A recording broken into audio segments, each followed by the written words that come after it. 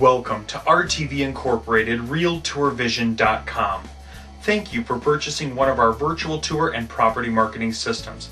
My name is Ben Noor, and I'm going to help you get your equipment set up so that you're ready to do virtual tours. The first step is going to be mounting your hardware on top of your tripod. Now, RealTourVision recommends that you have a professional grade tripod. We use a professional grade tripod because it offers more stability and keeps your hardware and your camera stable while you're shooting your panoramas. We use the Manfrotto Bogen equipment. We use a Manfrotto Bogen tripod 055 XDB, and we use the Manfrotto three-way leveling head on top of these legs here, the 808 RC4. We use this particular combination because we have found it to be very stable and cost effective. The three-way leveling head allows us, when we're shooting, to adjust the rotator left and right and front and back to keep it level when we set up our tripod. If you do not have a three-way leveling head, you will find that you'll have to raise and lower the legs all around your tripod to get your rotator level. This three-way leveling head makes that very simple. It's got two large handles here, one that you can loosen and adjust the leveling side to side, and then the other large handle allows you to loosen and adjust the level of your rotator and camera front to back. Alright? So we use the Manfrotto Bogen 808 RC4 three-way leveling head on top of a Manfrotto Bogen 055 XDB tripod. Now, when you're starting to mount your equipment on your tripod, you're first going to need to remove the quick release plate. The quick release plate is what you place on the bottom of your camera to attach that to the tripod. Now, when you purchased your kit, you had a choice of two different rotators. There is the Rotator Mini, which is the smaller of our two rotators. It is designed to accommodate small to medium size point and shoot cameras. You'll know if you have a Rotator Mini if you look right down here in the front. You'll see the RTV logo, and in the upper right corner you will see the word Mini for the RTV Mini rotator. The other rotator choice that you had was the RTV X3 rotator. It is the larger of the two rotators, designed to work with any digital camera from small point and shoots all the way up to a full-size digital SLR camera. Both rotators have a ruler across the top as well as a ruler across the arm of the rotator. This helps us to make sure that we get an exact mounting position for the camera on our rotator. You'll also know that both rotators come with a set of red T levels. And these T levels right here are the only levels that you need to pay attention to when you are leveling your rotator for shooting. You won't need to worry about any of the levels that are on your tripod, but literally just look at the red T levels on the rotator to make sure that your rotator is level. Alright, so we have the camera mounting plate. That's where your camera will mount on the rotator. We have the arm, the rotating arm. That's the part where your rotator turns, and it is also what supports the camera plate. And you'll see that the camera plate can slide along the rotator arm. Alright, then you have the rotator base. The rotator base is obviously the bottom of the rotator, and that is what you will mount to your tripod.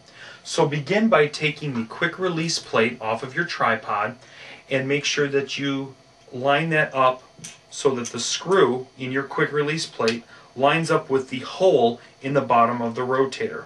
Both the Rotator Mini and the Rotator X3 have a hole in the bottom, just like the bottom of your camera does, and this is where you will attach your quick release plate. Make sure that you tighten the screw to hold the quick release plate securely to the bottom of the rotator. After you hand tighten it, you may need to use a screwdriver or turn that screw if it has a little flip up device to allow you to apply more pressure to the screw. And make sure that you have the quick release plate securely fastened to the bottom of your rotator. You don't want it to move around, and you want to make sure that the quick release plate will not twist on the bottom of the rotator, giving you a good secure mount. Once you have the quick release plate fastened to the bottom of your rotator, you can then go ahead and place that back on the top of your tripod, and then simply just click that into place. Give your little release lever for that quick release plate a little press to make sure that that is good and securely fastened on the top of your tripod. Now, once you have the rotator on the tripod, the next step is going to be to mount your camera on the rotator. Now, before we actually mount the camera on the rotator, we need to attach the camera attachment screw. Now, if you had purchased the Rotator Mini, you'll notice that the camera attachment screw is already on the Rotator Mini, and that is how it's shipped. If you had purchased the Rotator X3, there is a small parts bag that came with your rotator. In this bag, you'll find some little metal bars, and you'll find a small little thumb screw, and then you're going to find a larger thumb screw. The larger thumb screw is the attachment screw for the camera. You'll notice that it may have a rubber band wrapped around it, as there is a larger dial mechanism on the screw, and there is also a little washer. To insert this screw into your rotator, first turn your rotator so that you are facing the metal side of the rotator. This is the side opposite of where your camera mounts. And you'll notice that there is a slot that runs along your rotator here. At the back of that slot, there is a threaded hole. Alright, and we're simply going to take the camera screw and we're going to insert it and turn it right through that threaded hole until it goes all the way through.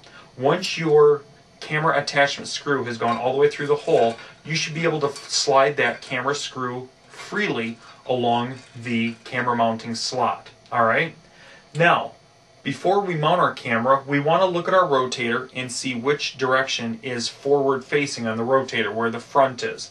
If you look at your Rotator X3, there's a little area down here where you will see the word lens with an arrow.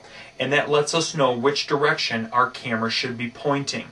On the Rotator Mini, you will see where the ruler is at the top, there is the word lens up there with an arrow pointing in the direction that your camera should be facing. The lens of your camera should be pointing when you mount the camera on the Rotator Mini.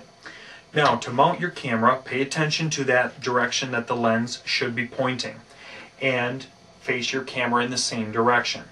Then, simply align the hole in the bottom of your camera with the attachment screw that you have just put into your rotator and twist the smaller thumb portion of the camera attachment screw. Now, you're going to see here that there is the thumb screw itself, and then the thumb screw itself, and then there is the larger dial portion of this screw. You're going to first turn the small thumb screw portion of the camera attachment screw to turn the screw into the camera. Once you have the screw attached to the camera, use the larger dial portion to then securely fasten the camera to the rotator. Now, don't turn that part of the screw too hard. You can torque the camera, so make sure that you just apply enough pressure that your camera feels securely fastened to the rotator. Alright? Now that you've got your camera attached to the rotator, the next step is going to be to put a camera key on your rotator. Now, if you had purchased the Rotator Mini, you will note that there is already a silver camera key, that's the silver bar, a camera key already mounted on your Rotator Mini. You can just take that off and adjust it as needed. If you purchased the Rotator X3, you received a parts bag, the same one that we pulled the camera attachment screw out of. And there are 3 of these little rectangle camera keys. These camera keys are different thicknesses because every camera is slightly different as far as the back goes, and you're going to place this camera key against the back of your camera. And you want to make sure that you're going to hit a flat spot on the camera. So pick the appropriate key that is going to mount behind your camera, and it's going to give you a good secure place to mount your camera against. And you'll also need the small little thumb screw that goes with the camera key. It's the smaller of the 2 screws that were in the bag, and it's what's going to fasten your rectangular camera key onto the rotator. The camera key serves 2 purposes. First, it's going to mark the position of where your camera should be mounted front to back, and secondly, it provides a good straight edge for the back of your camera to mount against to make sure that the camera is pointing straight forward. We don't want our camera pointing up or pointing down, we want the camera pointing straight ahead, and this camera key will help us to do that. To mount the camera key on your rotator, simply just place the camera key behind your camera against the rubber side of the rotator here. Then turn your rotator around, and from the opposite side, you will take the little thumb screw for the camera key and place it in through the slot into the hole of the camera key and turn until that camera key is securely fastened. Alright, so then you'll have your camera key now behind your camera. Make sure that you choose a camera key that's not going to block any of the buttons on the back of your camera so that you can operate your camera properly. Once you have the camera key on the rotator, go ahead and just take your camera, pull it back against that camera key. Make sure it's good and tight, square on the camera key, and then tighten the camera attachment screw. That'll ensure that your camera is pointing straight forward and that it's securely fastened to the rotator. Now, as we mentioned before, there are two rulers on your rotator. If your camera has already been set up by RTV, then we have recorded the settings for where your camera needs to mount, both front to back and side to side on the rotator. These settings are important to make sure that your camera pivots properly. So you will need to contact your RTV setup staff and ask them for the exact mounting position of your camera if your camera has already been set up in the system. If not, then you'll need to continue on to the camera setup video, which will help you to determine where your camera needs to be properly centered on the rotator.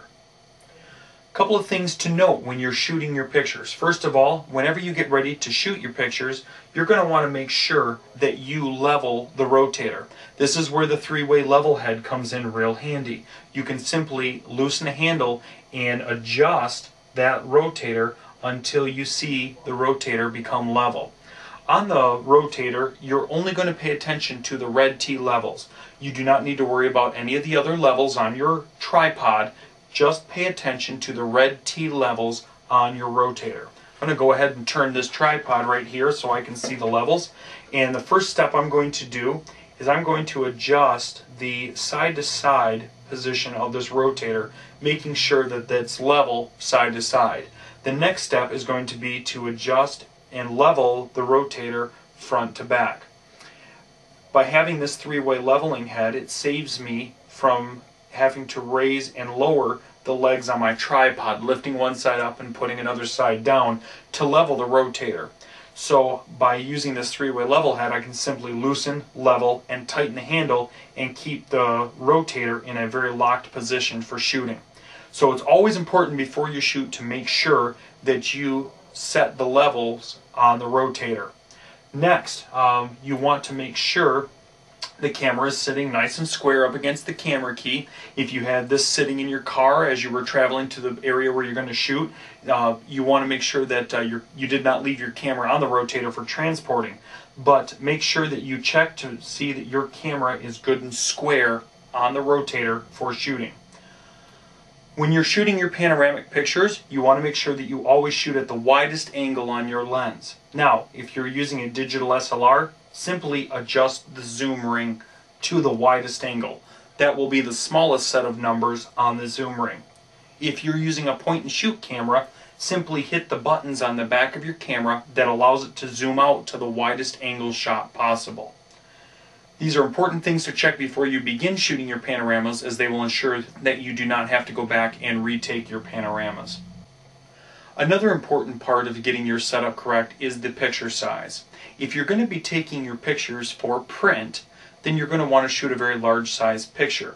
This will slow down the processing of your picture as you're stitching it together and uploading it to build your virtual tours. So keep in mind that you may also want a piece of software like Photoshop, Corel Paint Shop Pro, or possibly even FastStone Image Viewer from faststone.org to resize your pictures when you're getting ready to build your virtual tours. If you're simply using your pictures only for building virtual tours, then you won't need to use such a large size picture.